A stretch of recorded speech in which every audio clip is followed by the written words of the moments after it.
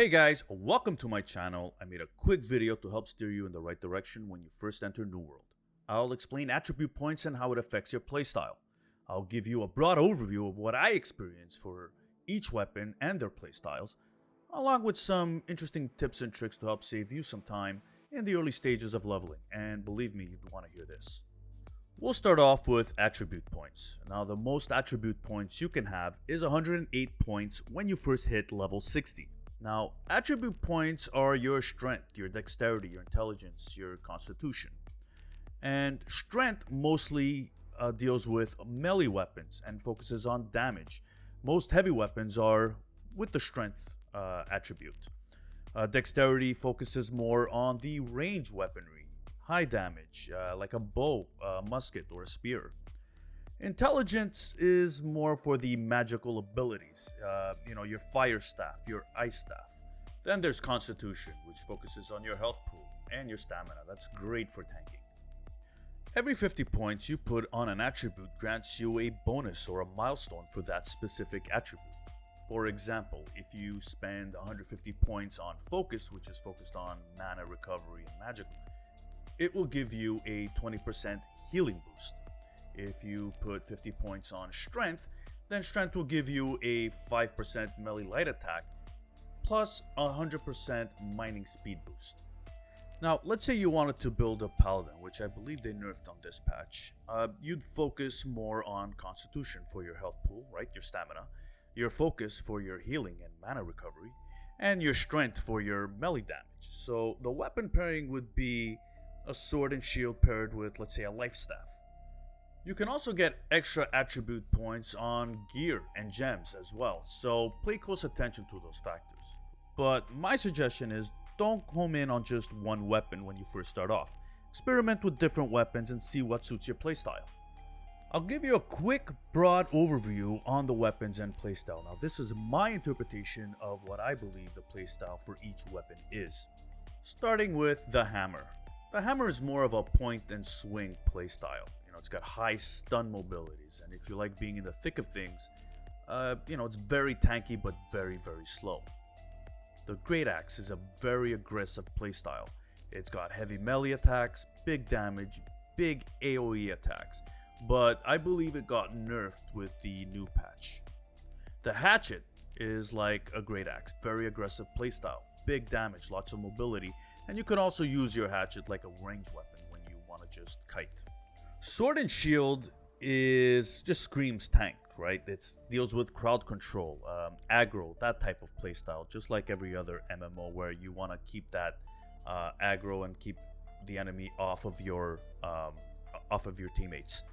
A rapier is more like a rogue, right? It's got crazy damage. It's really, really, really fast. If you like outplaying your opponents, it's got lots of mobilities, but it's very high skill combat weapon base. A spear has great crowd control, good damage, great survivability. It has a bit of everything, right?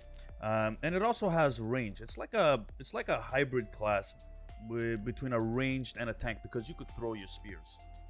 Now for the magical based weapons. Now, Ice Gauntlets has lots of crowd control, big AoE damage, area of effect damage. It's more like a kiting based playstyle. And Fire Staff, just like the Ice Gauntlets, has very powerful area of effect damage as well. I believe it's the biggest area of effect damage in the game. Now, both Ice Gauntlet and Fire Staff are prediction based, right? You gotta physically anticipate where your opponents will be before you hit those big damages. Life Staff, self-explanatory. I mean, the only healing weapon in the game. Now for the ranged weapons. The musket is great for you first-person shooter type players, right? It's got hit scans, those headshot damages are deadly. So if you're good at aiming and you're good at first-person shooters, it's very high skill base, then this is the weapon for you. The bow is the same thing. It's more like a high range area of effect damage, kiting playstyle. But it's also good for like the first-person shooter players, right? It's just that it's not like the musket. The musket has like a high trajectory rate because of the bullet. The bow trajectory rate is a little slower, so you're gonna have to anticipate your shots.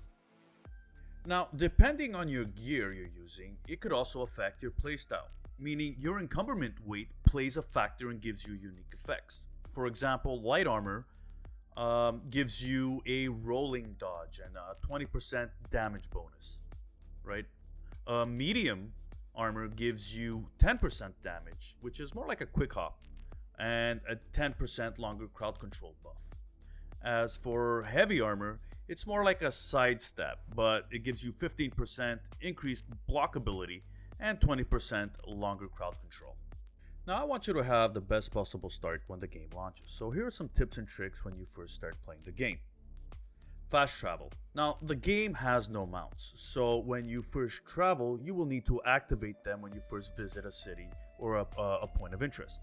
Now, fast travel is a base cost, right? It has a base cost. It's got distance cost as well as encumbrance costs, right? So in order to bypass all that, my suggestion is to get naked. Yes, remove your gear before fast travel and save on Azarath costs, right? That's the income.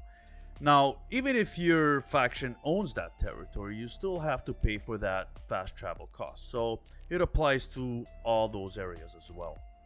When I was playing the beta, I noticed that it took me longer to run and deliver my completed quest than the quest itself. Spawn dying after a number of quests helps you save a lot of time. Just hit the escape button, game menu, and respawn.